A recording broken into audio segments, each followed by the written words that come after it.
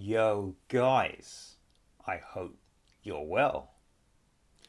So, today, guys, was Prime Minister's question time, or PMQs, as some people call it. And, guys, I was so excited because today was going to be the first time I've ever watched PMQs live.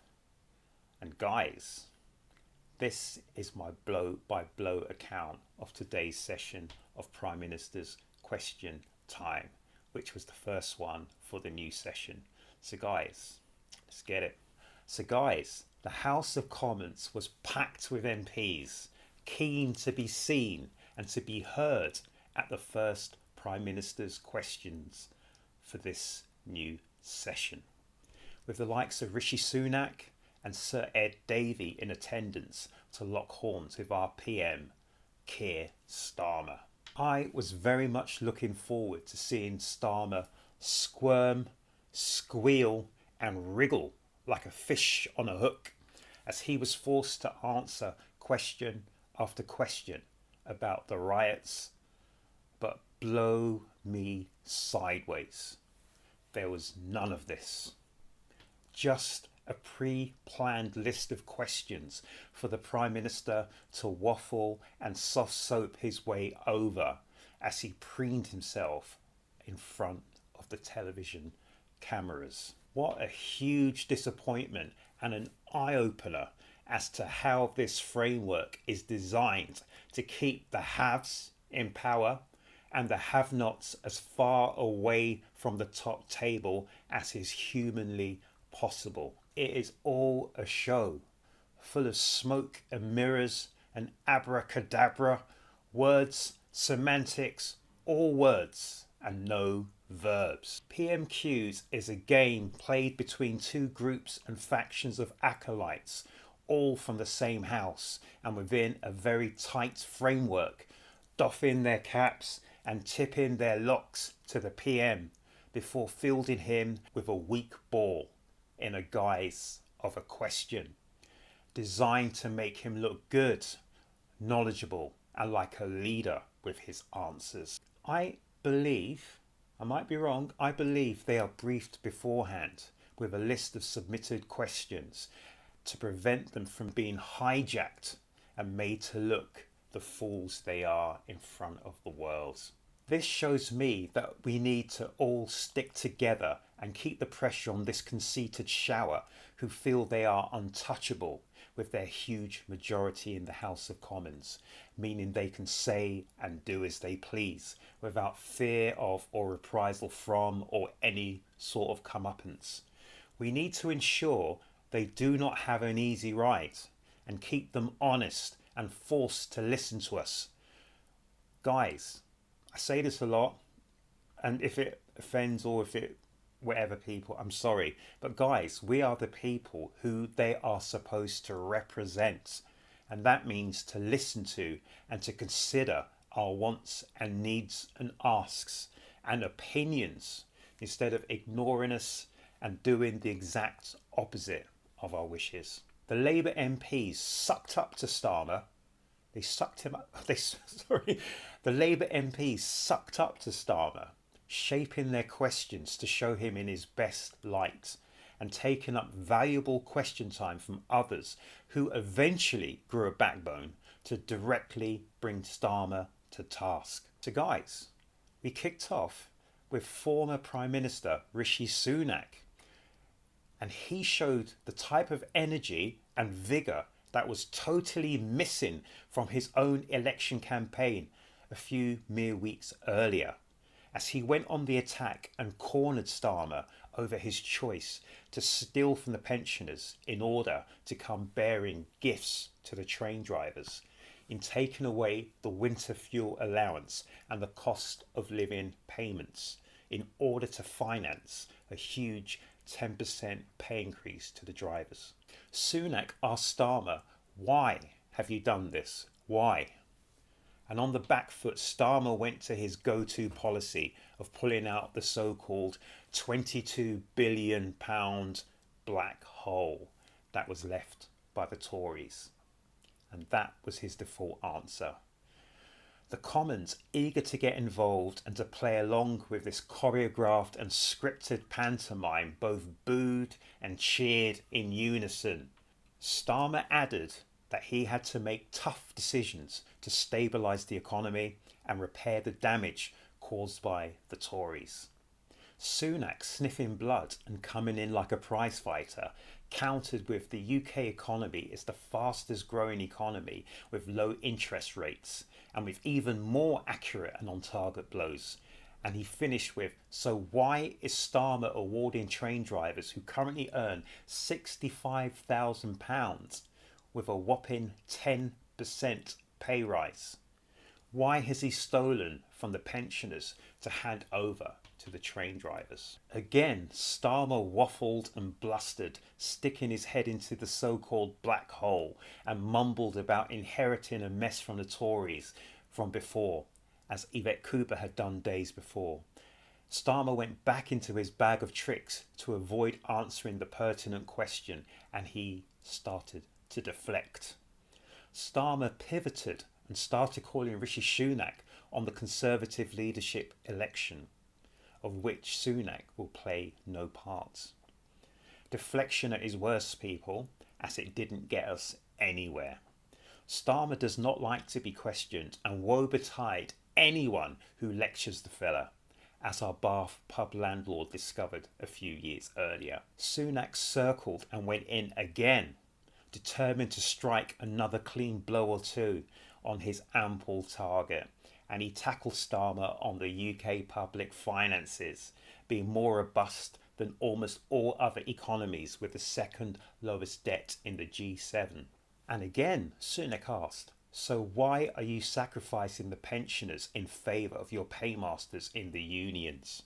Starmer's face went bright red, and he reverted to his immortal words he always uses whenever a nerve is struck. Starmer said, I won't take any lectures from you. He said it, he did. He said, I won't take any lectures from you. Starmer used these same words with the pub landlord from Bath. He used the same lines when questioned on why he will not listen to the public on immigration and the causes of immigration and the causes of so much frustration.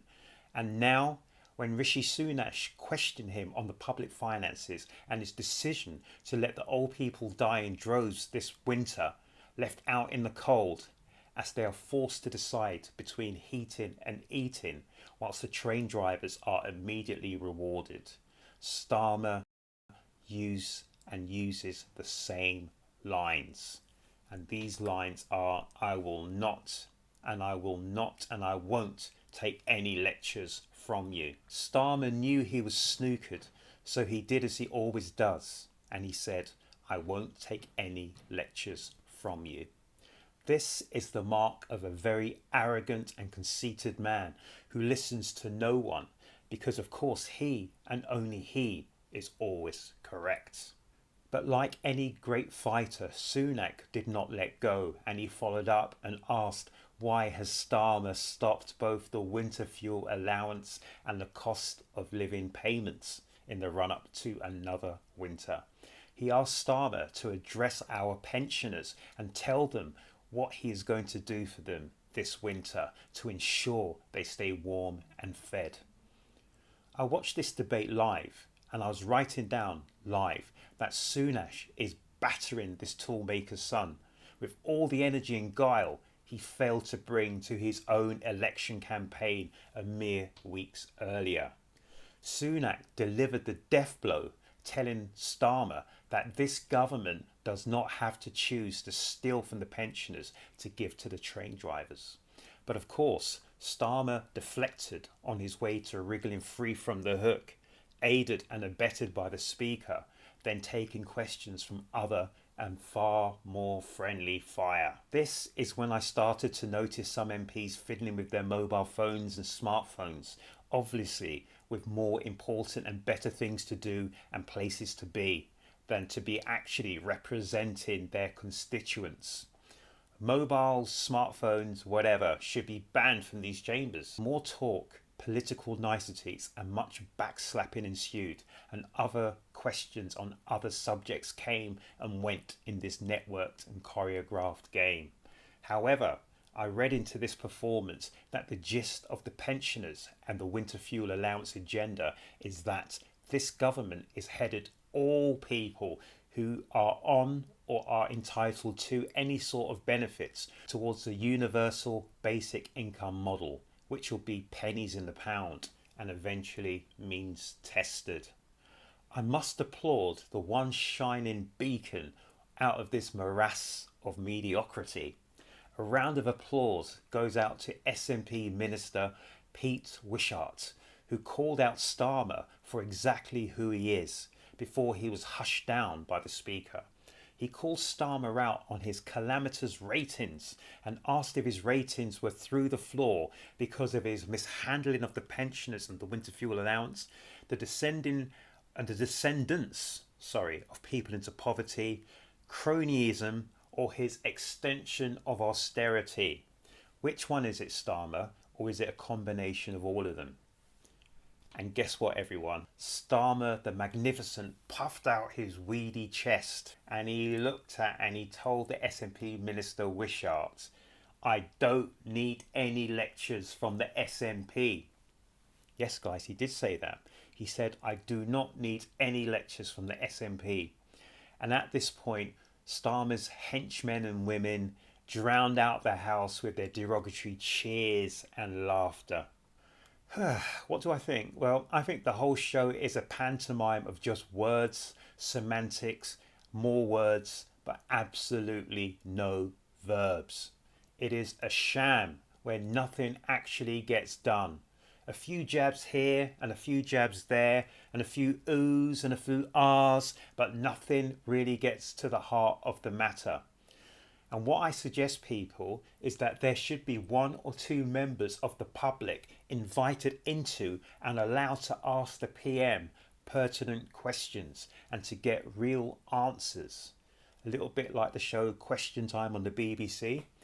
And guys, can you imagine how damaging it would be for the PM Starmer if he starts to tell members of the public, "I do not need lectures from you"?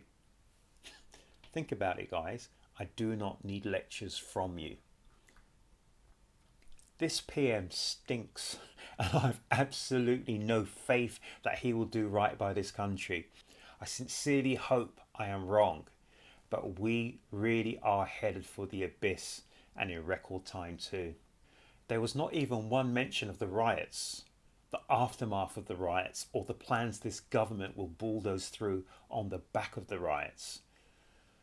Everyone seems to have come to some sort of agreement to bury the bad news and the publicity that follows Starmer around, particularly as today we'll be hearing about the Grenfell inquiry after 7 long years of waiting for justice. Guys, please do not hold your breath with this shower. This will not end well for any of us. Guys, let me know down here in the comments section. Did you watch PMQs? Have you seen it? Have you heard about it? Have you read about it? What are your thoughts about it, guys? My thoughts are I'm a little bit disillusioned about Prime Minister's Question Time. I really thought he'd be held to book over what's happened over the last few weeks, but it seems like that has almost been forgotten and buried in the sand.